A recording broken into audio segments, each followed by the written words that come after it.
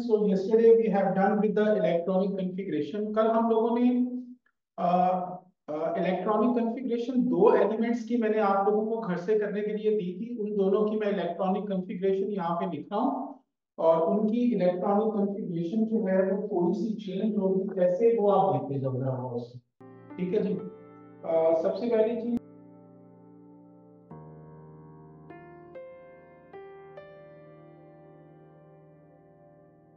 मैंने दिया था x, इसका प्रोटॉन नंबर 24 था। प्रोटॉन नंबर 24 जिसका हो वो क्रोमियम होता है जी। ठीक है जी, क्रोमियम क्रोमियम का प्रोटॉन नंबर 24 होता है। ठीक है जी। अच्छा जी, इसमें इलेक्ट्रॉन जो हैं वो भी 24 ही होते हैं। अगर हम इसकी इलेक्ट्रॉनिक कॉन्फ़िगरेशन बनाएं तो सबसे पहली चीज 1s2, देन 2s2,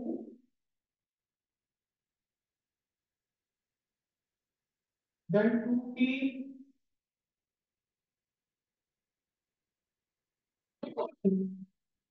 एक एक इलेक्ट्रॉन पर इस सब में ऐड कर दें इस तरह और फिर इसको पेयर अप कर दें। तो ये 6 इलेक्ट्रॉन ये हो गए, 10 हो गए। उसके बाद ps, ps में 2 इलेक्ट्रॉन, देन 3p, 3p में 3 ऑर्बिटल्स हैं और सब में एक एक इलेक्ट्रॉन पहले ऐड करेंगे और फिर इसको पेयर अप कर देंगे। ठीक है जी। 3p के बाद हम लोग 4s को जो है वो फिल करते हैं, 4s। और उसके बाद 3d है, सॉरी 3d है, 3d, d के अंदर 5 ऑर्बिटल्स होते हैं। ये इस तरीके से। तो कुछ लोग 4s को पहले लिख देते हैं या कुछ लोग 3d को पहले लिख देते हैं और 4s को बाद में लिखते हैं। लेकिन फिर पहले 4s को करना होता है, ये ध्यान में रखो। चाहे 4s इधर लिखा हुआ है या इधर लिखा हुआ है, उससे फर्क नहीं पड़ता। ठीक है जी। अच्छा, अब यहां तक 20 इलेक्ट्रॉन्स हो चुके हैं। तो ये 21, 22, 23 एंड 24। तो ये क्रोमियम की इलेक्ट्रॉनिक कॉन्फ़िगरेशन है। इसी तरीके से मैंने आप लोगों को एक और एलिमेंट दिया था X29। ये जो है कॉपर को शो करता है। इसमें 29 प्रोटॉन नंबर का मतलब कि इसमें इलेक्ट्रॉन भी 29 है। अगर हम इसकी इलेक्ट्रॉनिक कॉन्फ़िगरेशन बनाएं तो क्या बनेगा? 1s 2, then we got 2s, इसमें भी 2, then we got 2p,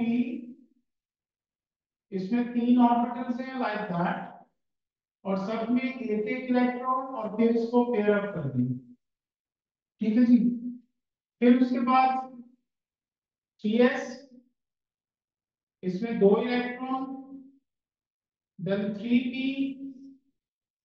इसमें 3 ऑर्बिटल्स होते हैं, पहले एक एक इलेक्ट्रॉन और फिर इसको पेयर अप कर दें like that.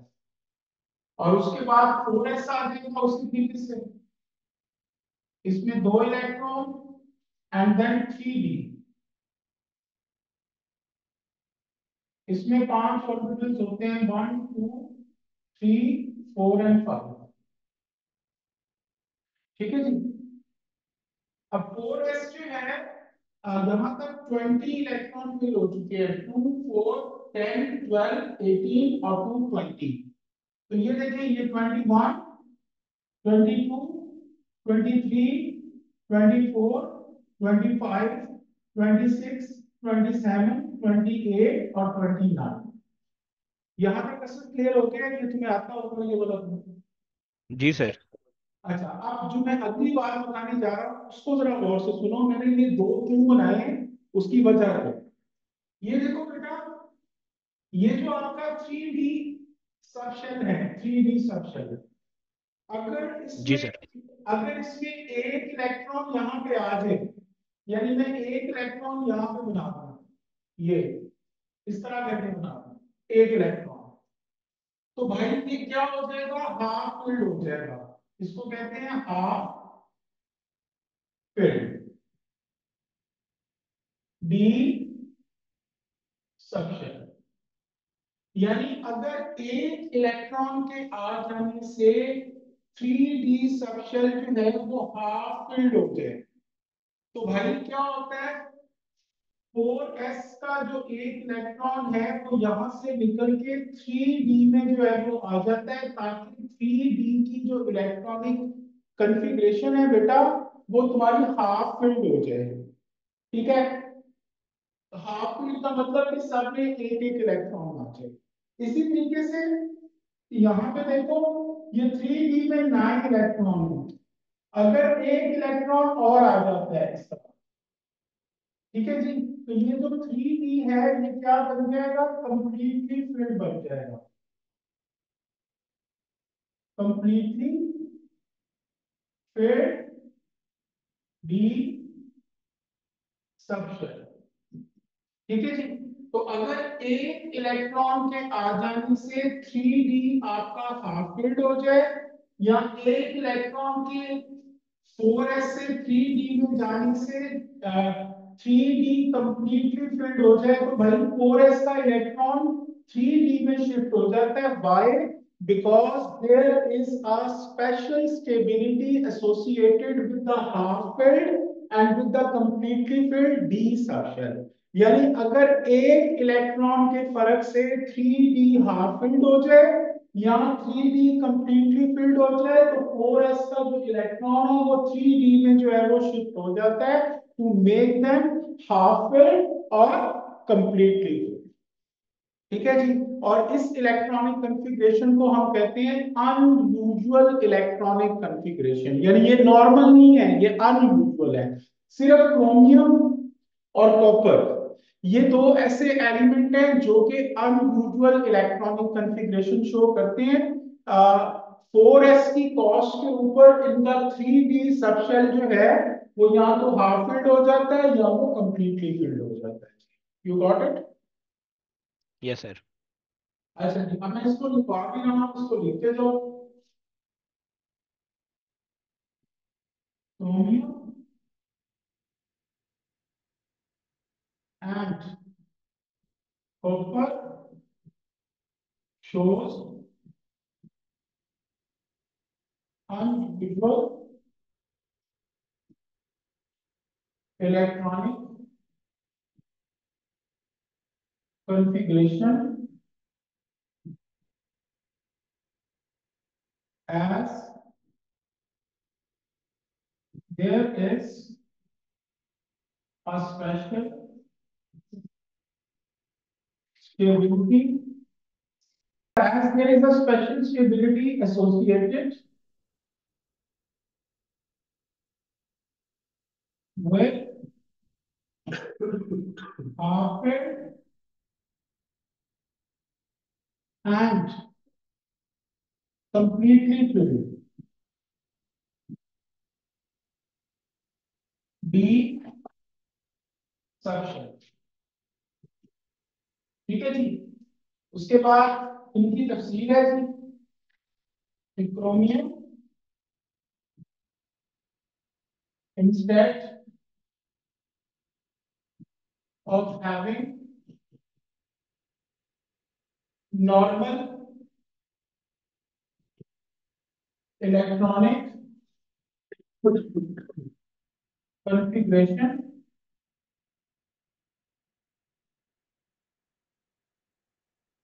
4s2 and 3d4 shows unusual electronic configuration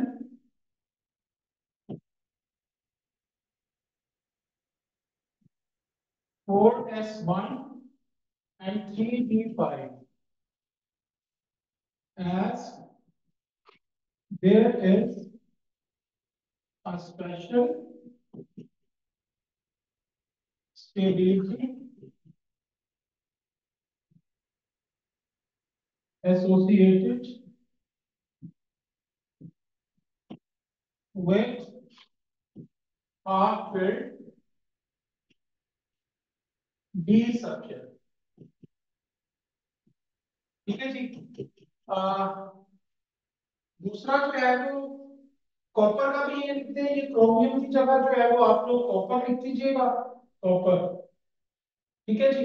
बाकी ये instead of having the normal electronic configuration किस चीज की जगह लिख दीजिएगा, 3d9 and 4s2 shows unusual electronic configuration, और इस चीज की जगह लिख दीजिएगा 3b10 and 4s1 as there is a special stability associated, ये हाफ फील्ड की जगह लिख दीजिएगा कंप्लीटली फील्ड। बाकी सब कुछ वही लिख देना है आप लोग। असल समझ लगी है? जी सर। तो बेटा ये जो दो एलिमेंट है ना, क्रोमियम और कॉपर, ये दोनों अनयूजुअल इलेक्ट्रॉनिक कॉन्फ़िगरेशन शो करते हैं। और उसकी रीजन मैंने आपको बात की है कि अगर एक इलेक्ट्रॉन के आ जाने से 3d हाफ फिल्ड हो जाए, या एक इलेक्ट्रॉन के आ जाने से 3d कंप्लीटली फिल्ड हो जाए, तो तब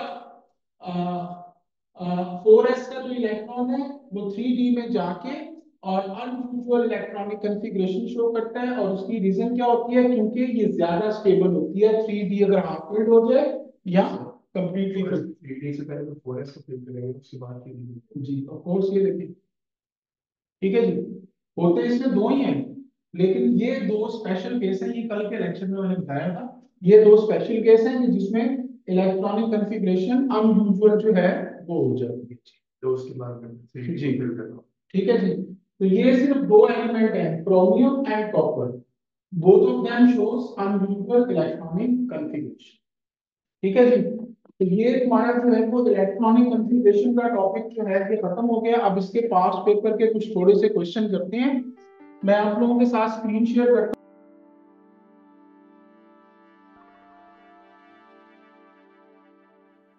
चलिए जी, जो जो क्वेश्चन मैं कहूंगा वो क्वेश्चन जो है वो तुम लोगों ने सॉल्व करना है। चलिए जी, सबसे पहले फर्स्ट क्वेश्चन करेंगे। फर्स्ट क्वेश्चन, अच्छा जी, ये देखिए फर्स्ट क्वेश्चन में ये Cl के ऊपर जो है ये डॉट बना हुआ है। ठीक है जी, ये डॉट का मतलब जो है ये न्यूट्रल एटम होता है। तो Cl के ऊपर डॉट लगा हुआ है, 35 लिखा हुआ है, ये इसका न्यूक्लियॉन नंबर है। इसका प्रोटॉन नंबर जो है वो कितना होगा, 17। ठीक है जी। तो इसके प्रोटॉन कितने हैं, 17।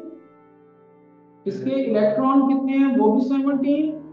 और इसके न्यूट्रॉन जो है वो कितने हैं, 35 -17, तो ये कितना बन गया, 18।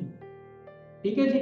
तो इसका मतलब ये है कि भाई इसमें 17 प्रोटॉन है और इलेक्ट्रॉन इसमें 17 है और न्यूट्रॉन इसमें 18 है, तो बी आंसर बन गया। पता चल गया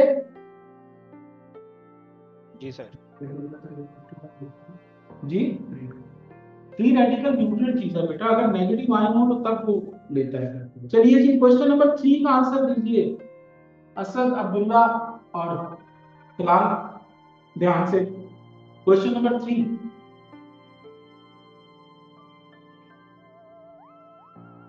सर बी। वेरी गुड, शाबाश। ये बी होगा जी, पहले 3s में डालते हैं, फिर 3p में, फिर 4s में और फिर 3d में, तो B that is your answer. ठीक है जी, बिल्कुल ठीक है, जिंदाबाद। चलिए जी, क्वेश्चन नंबर 4। क्वेश्चन नंबर 4 का आप लोगों ने जो है वो आंसर देना है। क्वेश्चन नंबर 4 का मीनिंग समझने के, इसका मीनिंग क्या है।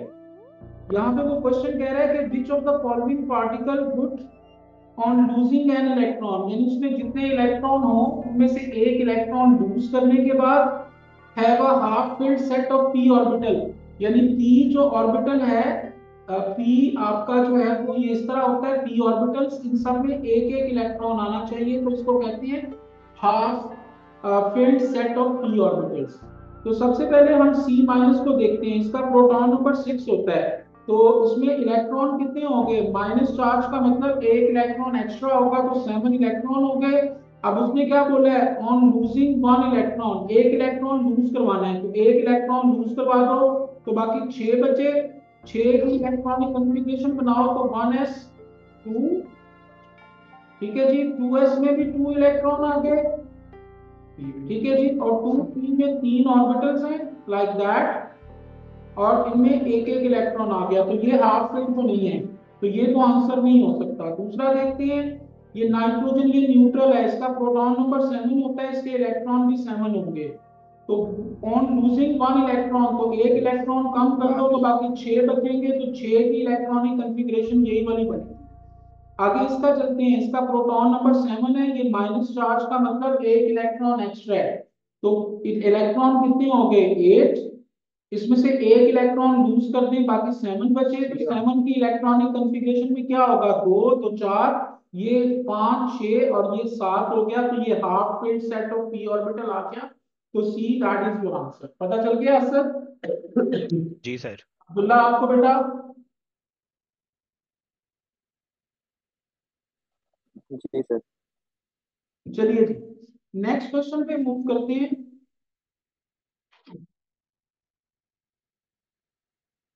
क्वेश्चन नंबर 7 बताइए इसका आंसर क्या होगा। क्वेश्चन नंबर 7,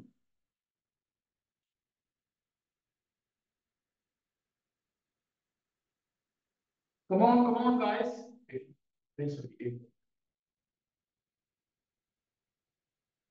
बोल भी है सर।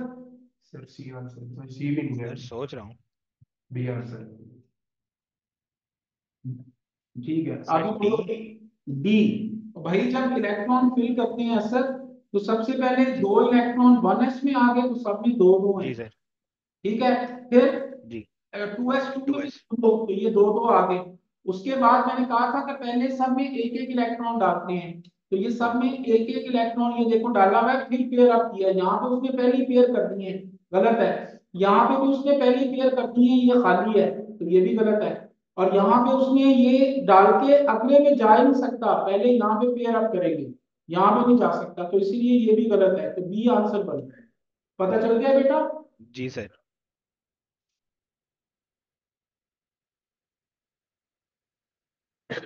चलिए जी,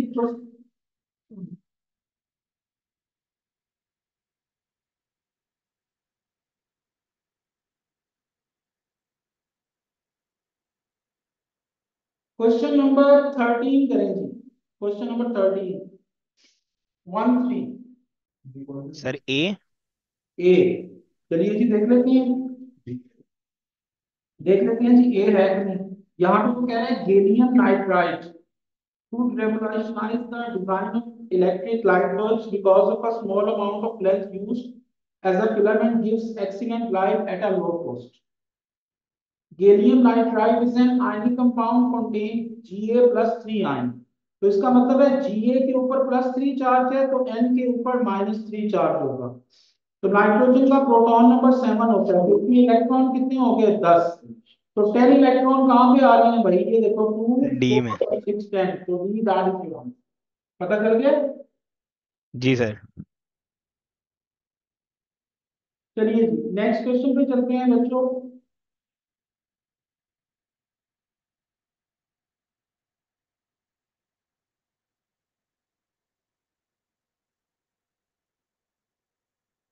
चलिए जी क्वेश्चन नंबर 16 कीजिए। क्वेश्चन नंबर 16, ये तो पीरियोडिक टेबल से देखना पड़ेगा, लेकिन मैं आपको बता देता हूँ। कैल्शियम का प्रोटॉन नंबर होता है 20, फास्फोरस का होता है 15, ठीक है जी, और क्रिप्टॉन का जो है वो होता है आई थिंक 40, 48, मेरा ख्याल है, नहीं 38 है, 38, मुझे लगता है 38, चेक करना है यार, ये क्रिप्टॉन का कितने हैं प्रोटॉन नंबर, पीरियोडिक टेबल से देखना होगा ना। 36, 36 है। तो ये देखें, ये 2 4 10 12 और 12 एंड 3 15, तो ये फास्फोरस का हो गया। ये 2 4 10 12 18 और 20, ये 20 जो है वो कैल्शियम का हो गया। ये 2 4 10 12 6 18 20 20 26, तो 26 यहाँ पे किसी का भी नहीं आ रहा है इनके में से, तो वो लग रहा है कि कंपाउंड एक्स होगा। ये अगला देखते हैं, 4 10 12 18 20 30 36, तो 36 जो है वो क्रिप्टॉन का आ रहा है। तो इसका मतलब है सी जो है वो आप लोगों का आंसर है। तो इसको आसान तरीके से कीजिएगा, सबकी इलेक्ट्रॉनिक कॉन्फ़िगरेशन बनाने की जरूरत नहीं है, आप गिन लो कि कितने इलेक्ट्रॉन मौजूद हैं, आसान तरीके से। You got it? Yes sir.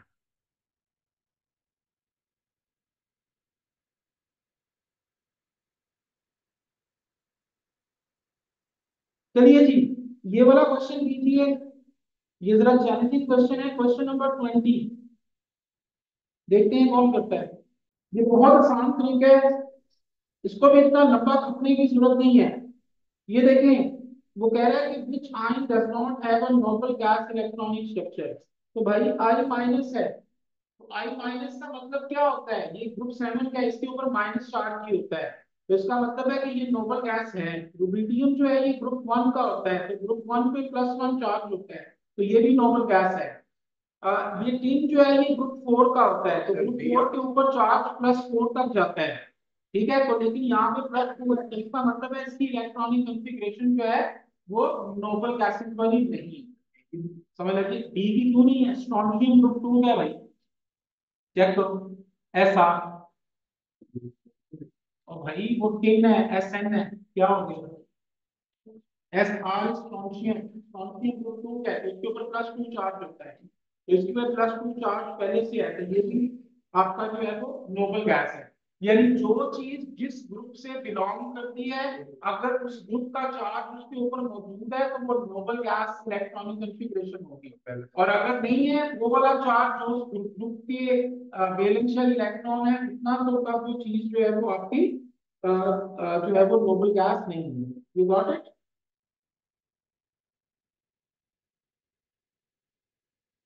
चलिए जी, एक ये वाला दीजिए, क्वेश्चन नंबर 22। 22 देखिए जी, in which pair do both atoms have one electron only in s orbital in their ground state।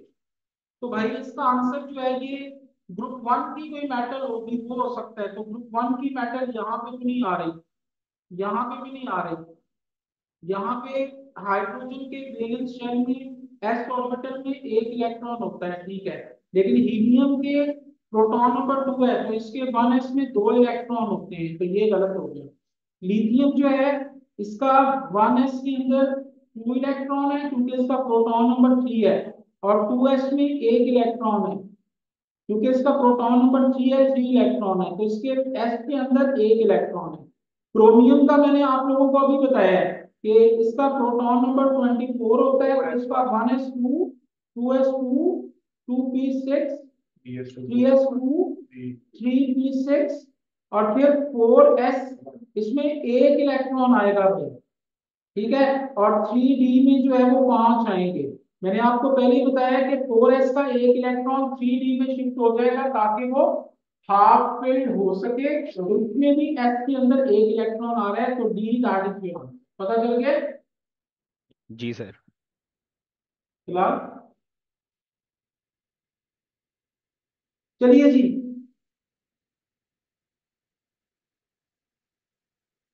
Next देखिए जी, क्वेश्चन नंबर 25। 25 में वो कह रहा है what could be the proton number of an element that has 3 unpaired electron in each of its atom.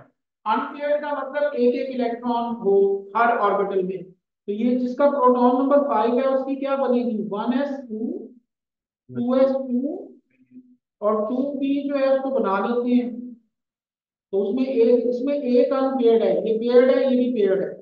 ये 13 वाले की क्या बनेगी, 1s2 2s2 2p6, ठीक है जी, और 3s, इसमें 2 इलेक्ट्रॉन है, और 3p, इसमें एक इलेक्ट्रॉन है, तो ये 13 हो गया।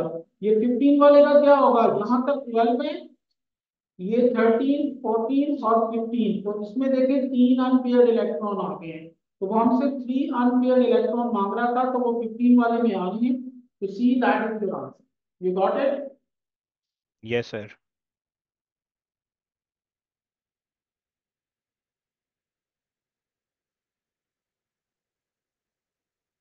चलिए जी, ये वाला देखिए,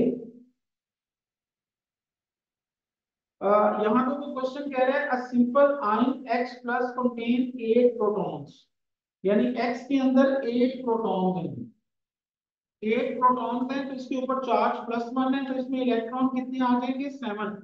तो 7 इलेक्ट्रॉन गिनने किधर है 2, ये 3 और 6 9, गलत हो गया, 2 4 और 3 7, तो B that is your answer. पता चल गया बच्चों? Yes sir.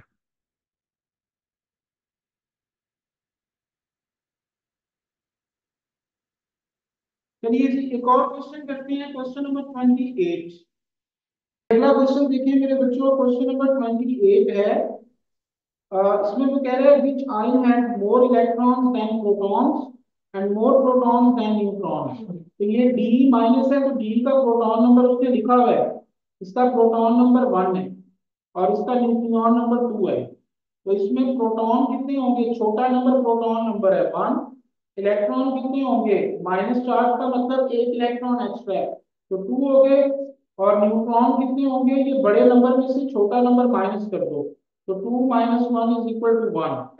प्रोटॉन एक है, इलेक्ट्रॉन 2 है और न्यूट्रॉन एक है, तो मोर इलेक्ट्रॉन्स देन प्रोटॉन, ये बात तो ठीक है, more electrons than proton, but more proton than neutron, proton और न्यूट्रॉन का नंबर सेम आ रहा है 1 1, तो ये पॉसिबल नहीं है। आगे H3 और पॉजिटिव है, तो H3 का मतलब H को 3 बार लिख लो और O और इसके ऊपर पॉजिटिव चार्ज है, तो इसका प्रोटॉन नंबर 1 है 1 है 1 है और इसका प्रोटॉन नंबर 8 है, इसका नीचे भी 1 1 1 और 1, तो इसमें प्रोटॉन कितने आ गए, ये छोटे नंबर को गिन लो 1 2 3 और 8 11, तो प्रोटॉन 11 है। इलेक्ट्रॉन कितने होंगे, ये पॉजिटिव चार्ज का मतलब एक इलेक्ट्रॉन कम है, तो 10 हो गए। न्यूट्रॉन कितने हैं, तो बड़े नंबर में से छोटा नंबर माइनस करते जाओ, तो ये देखिए 1 में से 1 माइनस करेंगे 0, 1 में से 1 माइनस करेंगे 0, 1 में से 1 माइनस करेंगे 0, और ये 16 में से 8 माइनस करेंगे तो 8, तो यहाँ पे 8 आपके जो है वो न्यूट्रॉन्स आ गए थे। ठीक है, तो इसका मतलब है इलेक्ट्रॉन प्रोटॉन से कम है, तो ये भी आपका पॉसिबल नहीं है। उसके बाद ओ डी माइनस करते हैं, ओ और डी और इसके ऊपर माइनस चार्ज है, इसका प्रोटॉन नंबर 8 और इसका 1 है, इसका न्यूट्रॉन नंबर 16 और इसका 2 है, तो इसके प्रोटॉन कितने होंगे, छोटा नंबर 8 और 1 9, तो 9 है। इलेक्ट्रॉन कितने होंगे, माइनस चार्ज का मतलब एक इलेक्ट्रॉन एक्स्ट्रा है, तो 10 हो गए। न्यूट्रॉन निकालने हैं, तो बड़े नंबर में से छोटा नंबर माइनस करते जाओ, तो 16 में से 8 माइनस किया 8 और 2 में से 1 माइनस किया तो 1 9 बन गए, तो इसमें भी प्रोटॉन और न्यूट्रॉन का नंबर इक्वल आ रहा है, तो ये भी आपका आंसर नहीं हो सकता। तो पीछे OH माइनस बचता है, इसको बना के देख लो OH माइनस, तो O का कितना है 8 और 16 और इसका 1 1, तो इसमें प्रोटॉन 9 हो गए, इलेक्ट्रॉन 10 हो गए, और न्यूट्रॉन निकालने हैं, तो 16 में से 8 माइनस करेंगे 8 और 1 में से 1 माइनस करेंगे तो 0, तो 8 आ गया। तो more electrons than proton and more protons than neutron, तो ये आपका आंसर बन गया। समझ लगी है सबको? जी सर। चलिए जी, ये इलेक्ट्रॉनिक कॉन्फ़िगरेशन वाला पार्ट जो है ये आपका खत्म हो गया है। इंशाल्लाह ताला कल हम लोग जो है वो अपना अगला इसी टॉपिक का पार्ट करेंगे, एटॉमिक रेडियस। ठीक है जी, उसको हम लोग कल जी जो है सर। स्टार्ट करेंगे।